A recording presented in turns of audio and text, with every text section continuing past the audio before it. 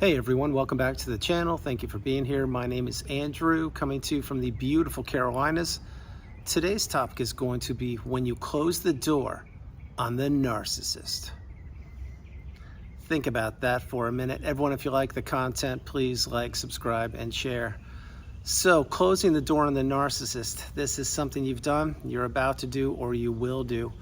You see, the narcissist is a parasite, and they were looking for a host. They were looking for somebody to take advantage of and to keep trapped in that narcissistic fog and doing things for them. That was you for a period of time, and maybe you've already gone no contact.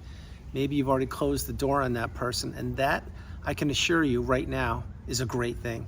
Now, when you first did it, maybe you weren't quite ready to do it, but you knew it was the best thing for you. Truth be told, many of the best things for us are things that are challenging for us to do. Here's an example. You want to get in great shape. Well, you don't just wake up one day and all of a sudden you're an Adonis or you're in the best shape of your life. It doesn't work that way. You have to go to the gym and exercise. Flip it to the narcissistic relationship. Yes, you probably were in the trauma bond. Yes, you were tethered to them. Yes, you had a whole roller coaster of emotions, of experiences, and of toxicity that you went through. But eventually you will realize, if you haven't, that getting them out of your life is the best thing for you, and it is a necessary step to fulfilling your purpose and to breaking the ties, the emotional, the financial, the physical, and the spiritual tie from that narcissistic person. So when you close the door on the narcissist, again, as I shared, this will sting, it will hurt, you will be unaccustomed to going no contact, to blocking them. But over time, you will realize that as your energy returns, your mindset returns, and your clarity appears, your health begins to improve, your finances begin to not be taken from you, they begin to get stacked up for you. And you understand not only how you work and how the narcissist works, but how humanity works. When you do that, you realize, wow, I am so fortunate that I did it. It was not something I wanted to do. It was something I had to do. It took me a long time to figure it out, but you did it. And it was no different for myself. Now again, think about this. Think about you giving advice to another person. You can tell somebody anything you want to. Hey, I think probably a good idea is put gas in your car before you drive 400 miles. Or maybe it's gonna snow or hail outside. Maybe you wanna put some boots on and put that jacket on and maybe put a scarf on. Well, that's easy for you to tell somebody something, and perhaps they did know it or they didn't know it. Maybe they overlooked it. But when it is you, the person that you're considering, many times it's the hardest thing to do, which is what is right for you. Example I just shared, you can give anybody you want to your wisdom or give them your counsel or advice. But when it comes to you, usually there's a blind spot. Usually it's a little more challenging, and it's no different when you are out of the narcissistic relationship and you are beginning to heal. You were not taught this in school. You didn't know what you were up against. You didn't know that this person was a predator. You didn't know that they methodically, intentionally, and deliberately tried to destroy your life and anything that mattered to you, which again include your hopes, dreams, aspirations, your goals, your future, your health, your 401k, your relationships, your hobbies, your house, your city, town, state, country, jurisdiction, foods, music, anything that made you you. They try to take it from you. Now, you didn't know that back then, because back then you thought you were in a loving, kind, stable, if you will, reciprocal two-way relationship. You were in anything but that. You were in a relationship that tested you to your core, that tested your will to survive, that tested your fortitude to break the ties from that narcissist and every other tie possible. These tests were passed by you. And you may say, well, I'm not so sure about that. I can prove it right now. The tests that you've accomplished to this point, you've passed them because you're here and you're getting your cup full. Is there work to be done for you? There probably is. Is there work to be done for me? Every single day is a learning experience. Every single day I continue to keep my cup full, and I continue to move forward, and I continue to stay in that high vibrational state, which is known as the pinnacle of indifference, the mountaintop of indifference. But for me to get there, it took me a lot of time processing things, journaling, meditating, practicing radical acceptance, understanding that that person and many of those people never loved me. They didn't care about me. They just looked at me as an opportunity. And when you put that all together, and it is very daunting to do so, then you realize, oh my gosh, I have everything within me. I have all the empathy. I have the kindness. I have the love. I have the commitment. I always do the right thing. If I make a mistake, I learn from it. I don't replicate them or duplicate the mistakes. I do my best every single day on the planet. When you figure out that and wrap your head around it, and then you realize that not everyone is built the way you're built, and at the top of that list is the narcissist. They're not built anything even close to the way you are. These people are takers. What they want to do is they want to take, and take. And when they're done, what do they want to do? That's right, they want to take more. You used to be an open book. You used to be vulnerable. You were naive. You were uneducated, and you didn't realize that a predator actually had 2 feet. Well, now you understand that that's how it is. That's why when you close the door on the narcissist, number 1, it needs to be sealed closed. Number 2, you can't tempt fate, which means be peeking at their social media. Number 3, you should have already removed flying monkeys, anybody who is associated with them. Number 4, you should become unhooverable. What that means is get off the radar of the narcissist, which means also batten down the hatches. Change your email if you need to, change your phone number if you need to, relocate if you need to, have a small footprint, heal properly, and focus on yourself. When you were in that relationship, all of your energy was going to the narcissist, and they knew that. That's why you became the unpaid helper. That's why you became the walking apology, the sounding board, the cook, the cleaner, the chauffeur, the errand person, and so many more hats is what you wore, to the detriment of yourself, to the betterment of the narcissist. And once they took whatever they could from you, they realized that now they could crumble you up like a sheet of paper, if you allow me to say that, discard you, i.e. throw you away in the freeway, and see if you make it. Now, all the people before you most likely didn't make it. Some of them may not be on the planet, I can't tell you. Others never cracked the code. They never figured out who the narcissist was. You are here, and you're getting your cup full, which means you're now understanding and learning all about toxicity, human behavior, and what the narcissist is capable of. When you put all those experiences together with the definitions in the glossary on the narcissistic abusive cycle, that equals wisdom. This is a wisdom that you cannot go to school for. It's a wisdom that somebody can't tell you about, and then you're like, oh, I get it, I'm as smart as you are, or I'm as wise as you are. No, you have to go through the cycle. You have to experience the ending of that relationship, whether you were discarded or whether you ended it yourself. And then you have to be strong enough to figure out what narcissism was, which you have done all those things. And then you have to see the light at the end of the tunnel. The light at the end of the tunnel is something I talk about not as frequently as other topics on videos, but I'll share with you what that means. What that means is when that relationship ended, you probably were ready to give up. You didn't understand what had happened. You couldn't believe it. You were in disbelief that that person actually did what they did to you, and that they were mocking you or laughing you or giving you the smirk or blaming you or whatever they were doing, or maybe not even contacting you or communicating with you. Who knows what happened? But your whole world was destroyed or dismantled like that. And the reason it was like that because it took days, weeks, months, years, maybe even decades of the narcissist administering the smear campaign to have all the pieces fall into place. And when they did, and they also realized they took whatever from you they wanted, then they inserted the smear campaign and they jettisoned that relationship and went elsewhere to a new source of supply or to a recycled source of supply. Again, you didn't know what supply was, you didn't know what gaslighting was, you didn't know what a narcissist was, you probably didn't even know what an empath was. And yes, we do exist. For all of you toxic people out there who don't think empaths exist, really check yourselves. On one end of humanity is the narcissist, or even worse, I'm not going to mention the other types of people there are, and on the other side there's the true empath, a real person who cares about humanity and always does the right thing, although they do make mistakes, but they learn. And they don't want to hurt people. They want to improve people's circumstances and help people elevate, ascend, and grow, and teach, and be together with people. That's what they want. They want to build. They don't want to destroy. So having said all those things, when you finally block the narcissist, or when you finally close the door on the narcissist, it will be challenging. It will be unfamiliar for you. It will be foreign territory, and it will sting for a while. How long it will sting for, I can't tell you. Maybe it will take a couple hours, probably not. Maybe it'll take a few days, probably not. Maybe it'll take a week or so, possibly.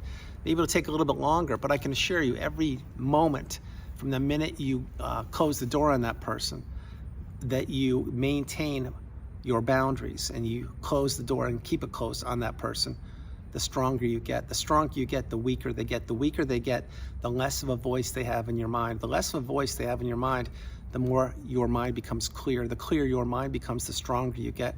And the stronger you get, the more you realize what that person was capable of, what they still are capable of, and how they don't care about anybody other than what people provide for them.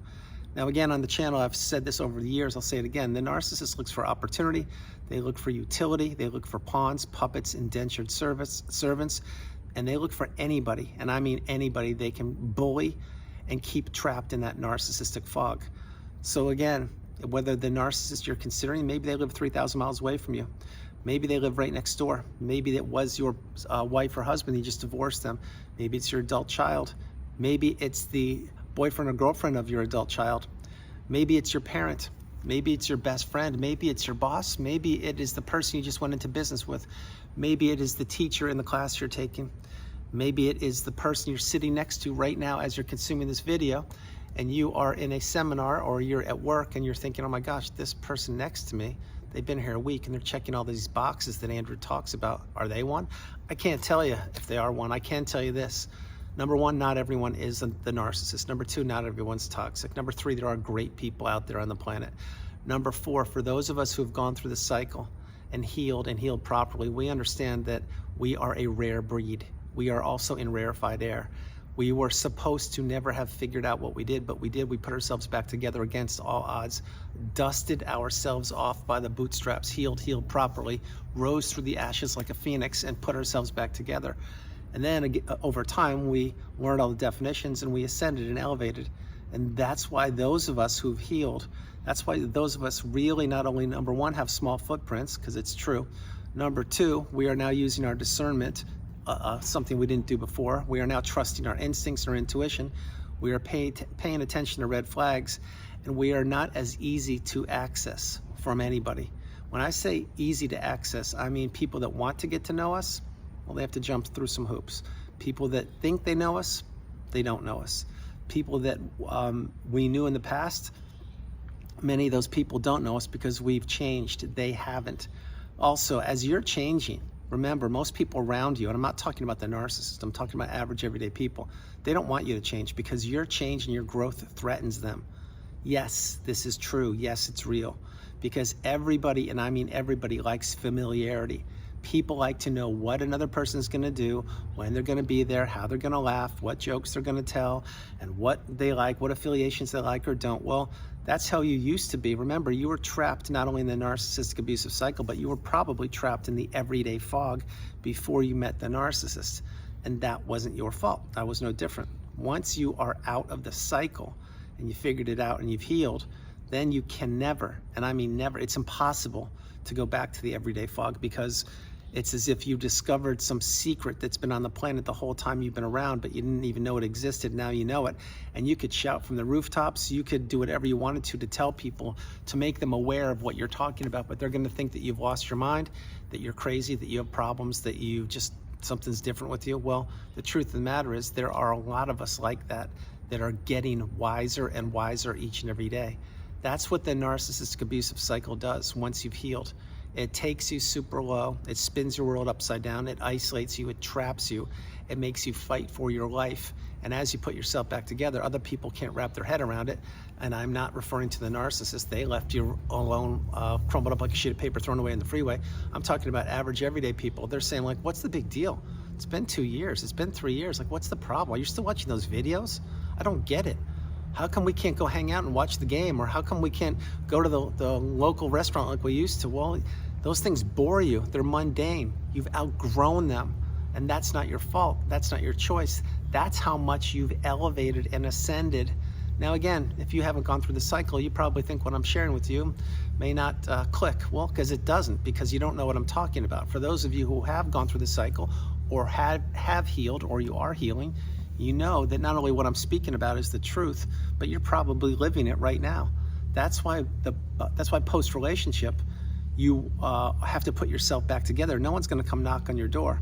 And one of the main things you'll have to do is close the door to the narcissist. So again, before I close the video, let's say you're healing, but you haven't fully healed and you know it. And by the way, the only person that's ever going to know when you've healed is you. No one can ever tell you when you've healed. You're going to know, that's it. Number two, but let's say you're healing, you haven't fully healed yet and you know it.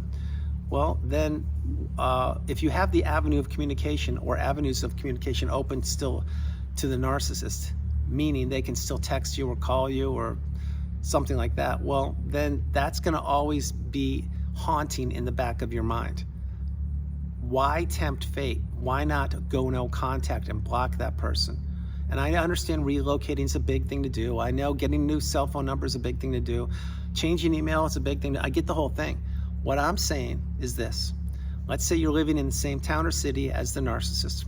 And my hope is you're not, but let's say you are. And you have the wisdom and you're healing and you're doing great. And you haven't seen that toxic person in quite a long time. But they can still call you, or they can still text you, or maybe even email. And you're doing great. Why tempt fate? Why not block, or change something about you, batten down the hatches and close the door on that person? Because as you're healing, the narcissist can sense that. Not only because perhaps they are spying on you, or were spying on you, or using flying monkeys to spy on you, but even if they weren't, there's an energetic connection between you and the narcissist, which dissipates over time. Think about what I shared with you earlier in the video. There are 4 ties that must be cut: the emotional tie, the financial tie, the physical tie, and the spiritual tie.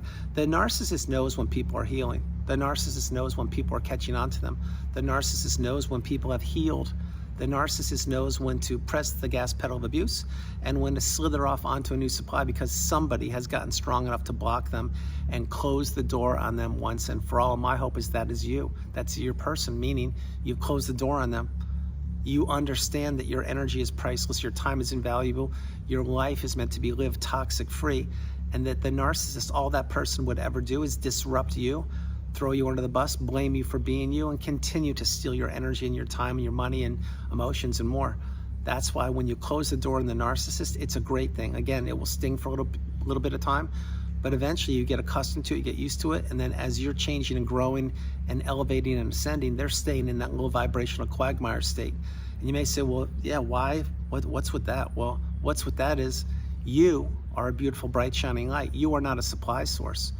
You are a beautiful human being, and the narcissist knew that, and they try to capture you, your will, your experience, your soul, your energy, your money, your mind, your purpose, your relationships, your health, and more, and they try to use it for themselves. But they don't have what you have authentically. They had to steal it from you.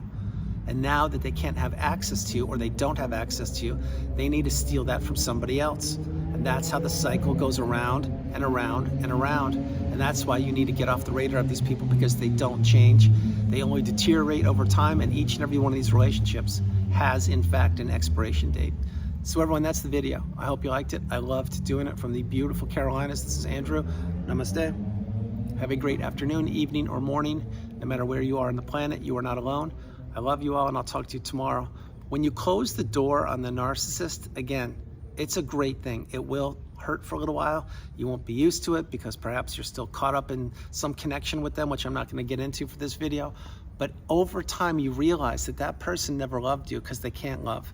They didn't care about you because they care about nobody. They didn't have any closure for you because they want to keep you flailing in the wind, stuck, so you don't advance in life. The narcissist is a dark energy source, a dark energy force. And all they want to do is be a ticking time bomb, a wrecking cyclone on 2 feet, and they want to destroy as much as they possibly can. That's why you need to get off the radar of these people and heal properly. I love you all. God bless you, and I'll talk to you tomorrow. Bye, everybody. Bye.